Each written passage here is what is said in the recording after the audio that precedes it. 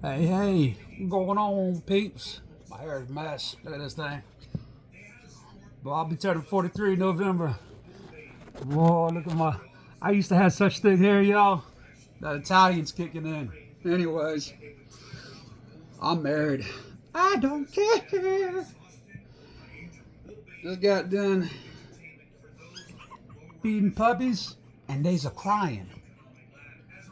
Some of the main reasons why a puppy's gonna cry is they cold, hot, full belly, because when they got a real big full belly, constipation, big bladder, whatever, it pushes on their organs.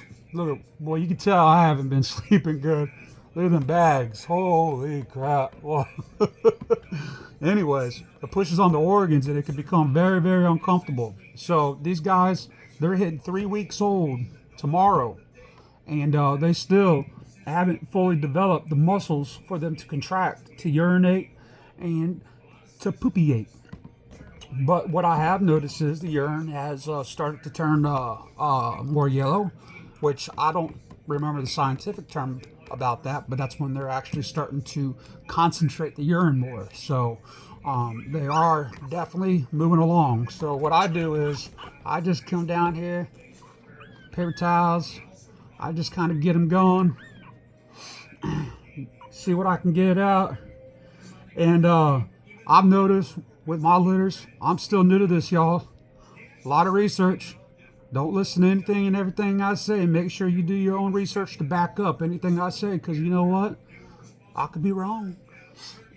But what I've noticed with the few litters that I have had, that once they get to this size and they're starting to consume a lot more milk, and their poop is going from like runny, mushy to more solid, I've noticed that they tend to become more constipated.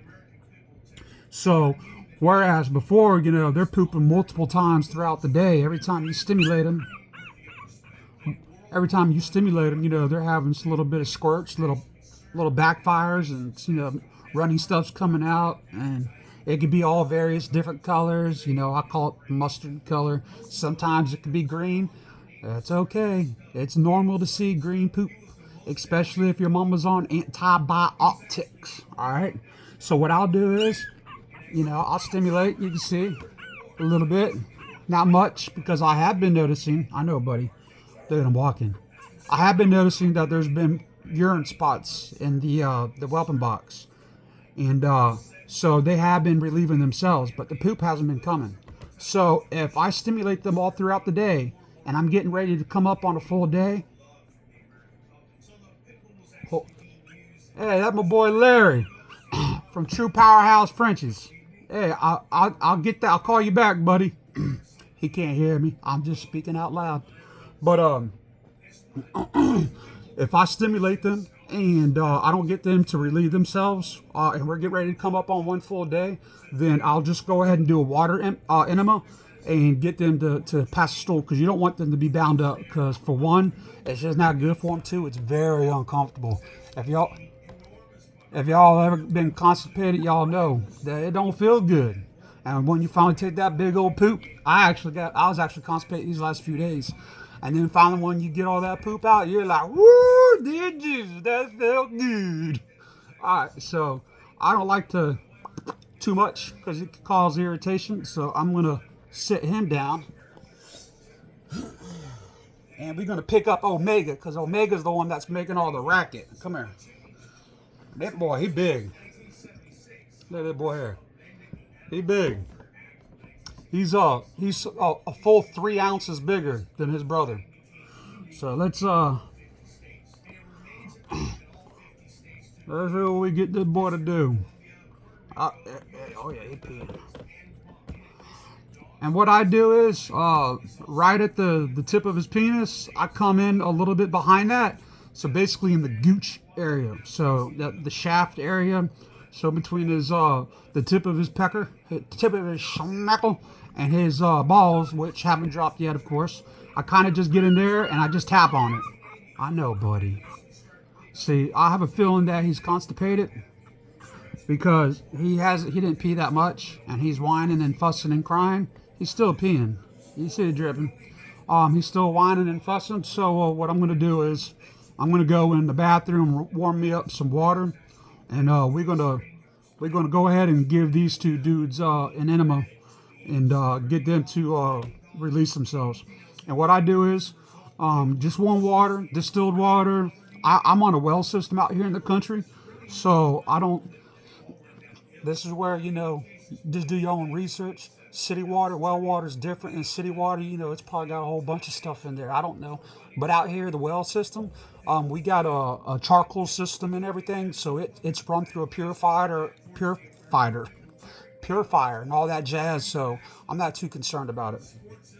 So what I'll do is I'll just warm a little bit of water up, and get you. I do about 2 mLs on these guys here, and you put a little bit of lubrication on it because you don't want to raw dog them and stick something up the butt because that ain't gonna feel good.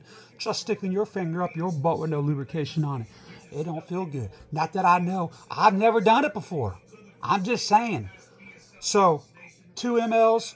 Warm water. Don't have it too hot. Please, folks, don't have that water too hot. Could you imagine putting hot water up your butthole? Golly, that thing gotta hurt.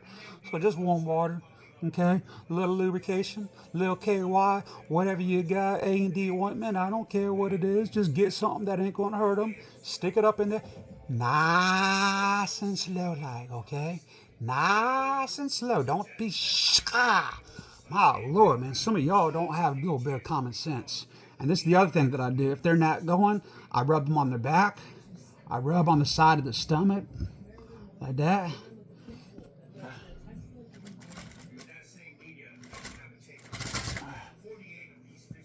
You can get a warmer too. These things, they're a little cold. You get a little warmer. You always give them a good wipe down when they're done peeing. Rub their belly off. Get all that urine off them. You don't want no urine burns. Give them a good little rub down. The other thing that I do, I'm not good at remember scientific things. While your puppies are still young, they haven't, what's the dang word I'm looking for? They haven't developed their glands that produce the oil for their fur, so they can be real dry and oily. And if you notice on their paws, if their paws look real dry, a little bit of coconut oil. I just take some of this out like that. Hold on. A little bit on your finger, you know what I'm saying? Rub it between two fingers. Coat their hand, boy, that feels good. They'll rub it on their paws, you know what I mean? Just get on in there, rub it on there. And if they're little buddies, I call their buttholes their buddies. If their buddies are a little dry and irritated, because they got runs and all that stomach acid just be tearing their little thing up, I rub a little bit on there. Get on up in there. Don't be afraid of that thing. Wearing all gloves and stuff. Get up in there. People, folks, wash your hands before you mess with your dogs, okay? I always wash my hands. I wash my hands. Get on up in there. Rub it on in there. There you go. Nice. On the paw. Now make sure, did you do the butthole last, all right?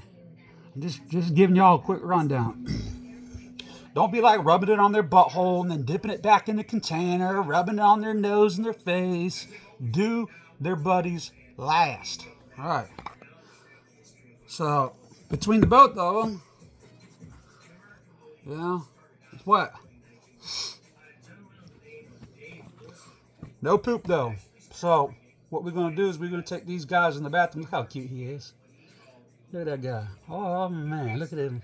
How cute he is. The Alpha and Omega. I don't know if I've told the whole story, but Cookie, we almost lost her. She actually died on the operating table. She had to have an emergency C-section. There were 3 puppies, all boys too. Check that out. But the one puppy that didn't make it, his umbilical cord became detached, and she started to hemorrhage at 5 o'clock in the morning. So I had to run to the emergency vet doing 120 miles an hour.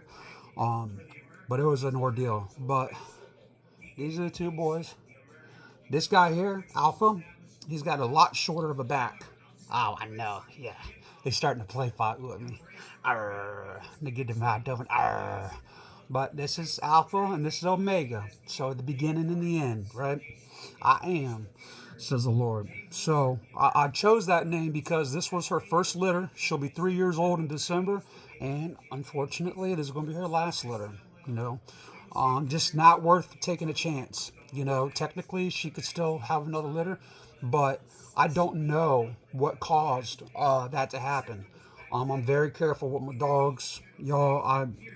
I treat my dogs like royalty. I take better care of my dogs than I do my own self. Okay, there was nothing that would justify an umbilical cord tearing. Like, you know, no jumping off, you know, this or, you know, like I'm real careful.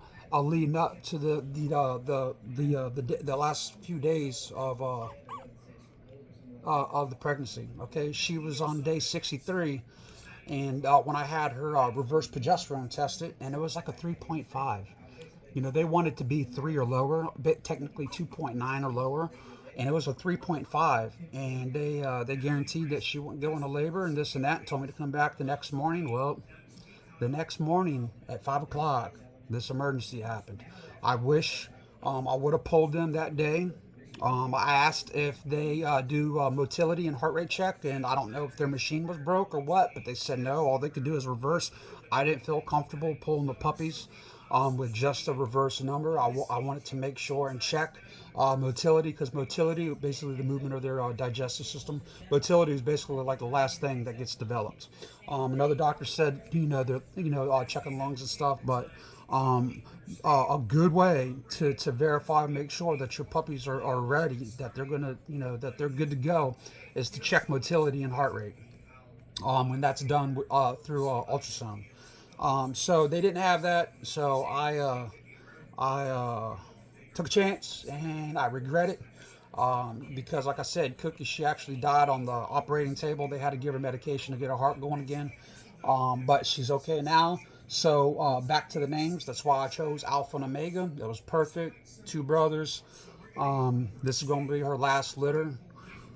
So, you know, you take big losses in this dog game. I know some people don't like that terminology, but, you know, it's just old school. I don't see nothing wrong with calling it dog game, breeding, whatever you want to say. But you take big losses, y'all. But most important thing, like my logo, my motto, I mean, is health above wealth. You know, I truly put the health of my dogs first. When we bought that girl, which close to 3 years ago, her DNA was like, you know, on top of her having a good solid pedigree and being healthy, her DNA was really, really expensive. We paid $10,000 for her. The emergency C-section was $6,000. That's $16,000 just for the purchase of her and C-section, emergency C-section.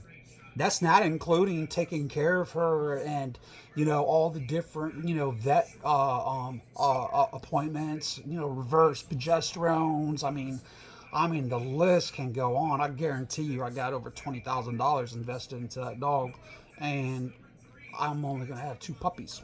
So from a business standpoint, you know, it wasn't good. But from a doing what is right standpoint, this is just what needs to happen, y'all. So I'm gonna go ahead and cut this video. We're already getting close to 15 minutes. Most of the people, they don't have an attention span that will watch this whole thing. But if you did watch it and you like what I said, I'm trying to do more content to where it benefits other people instead of just cute pictures and funny videos and, you know, things of that nature. I actually want to be a blessing to you guys. I'm still learning. We can learn and grow together. But just know that your boy Ramsey here, I truly care about my dogs. I love my animals. I love helping people. I got 3 main passions in my life, and that's helping people come out of drug addiction. So that involves my relationship with Yeshua, cars, and animals. Those are my 3 things. That's the 3 things that get my giddy upping. So we love you guys out here at Bayou Bulls. You matter. Yeshua loves you. And I don't care if you don't believe in him. I still love you. We still can be friends. Okay? I don't, all this stuff, just because you believe one way and I believe another, causing division and strife and arguments and all that stuff, it just don't make sense to me, man. I guarantee you, for a fact, if you and I don't agree on something, we could find 3, 4 things for that one thing that we do agree on. And it just, the math don't math up when you allow one thing to bring division. Unless you like a child graper or something like that, and then you go fishing out on the bayou, if you know what I'm saying. So, anyways, let me get these guys going. All